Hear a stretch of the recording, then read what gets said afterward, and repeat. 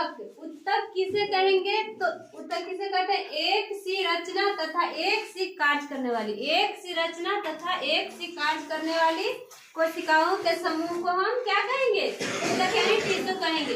वैसे छोटी सा एक है, क्या बोलते हैं, उत्तक का डिफिनेशन क्या है? कोशिकाओं का समूह को उत्तक कहेंगे। ये वाला भी याद कर सकते हैं, लेकिन एग्जाम में दोनों में से कोई याद रहेगा तो लिख दीजिएगा। आगे क्या है?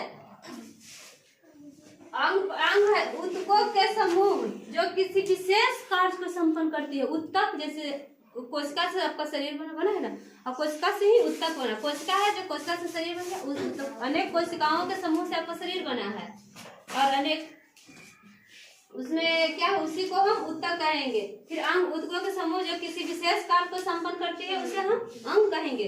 और फिर सभी अंग मिलकर, जितना भी बॉडी का अंग है वो सब मिलकर क्या करेगा? अंग तंत्र का निर्माण करेगा। जैसे पाचन तंत्र, श्वसन तंत्र, उत्सर्जन तंत्र, ये सब हुआ ना, उसका निर्माण करेगा। सभी अंग तंत्र मिलकर क्या करेगा? आपका एक बॉडी का निर्माण करेगा, एक जीव का निर्माण करेगा। समझ में आ गया? आगे देखिएगा 1838-39 में, आइए 1838-39 में स्वान जो था, स्लाइडेन और स्वान, वो दो वैज्ञानिक जो थे, उन्होंने बताया कि जो सभी जंतु है इसका जो शरीर है क्या है? सूक्ष्म कोशिकाओं का बना, यानी छोटी छोटी जो कोशिका है उसका बना हुआ है। कौन बताया था? स्लाइडेन और स्वान ने। यही दोनों वैज्ञानिक स्लाइडेन और स्वान दोनों 1838 और 39 में इन्होंने ही क्या कोशिका का एक सिद्धांत दिया था।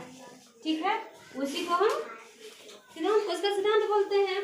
और 1855 में किन्होंने बताया? बिरचो जो वैज्ञानिक था, 1855 में इन्होंने बताया कि जो कोशिका का निर्माण होता है वो कहीं से एक, मतलब एकाएक नहीं होता है, वो पहले से आपके बॉडी में जो कोशिका है उसी से नई कोशिका का निर्माण होता है। समझ में आ गया ये बातें?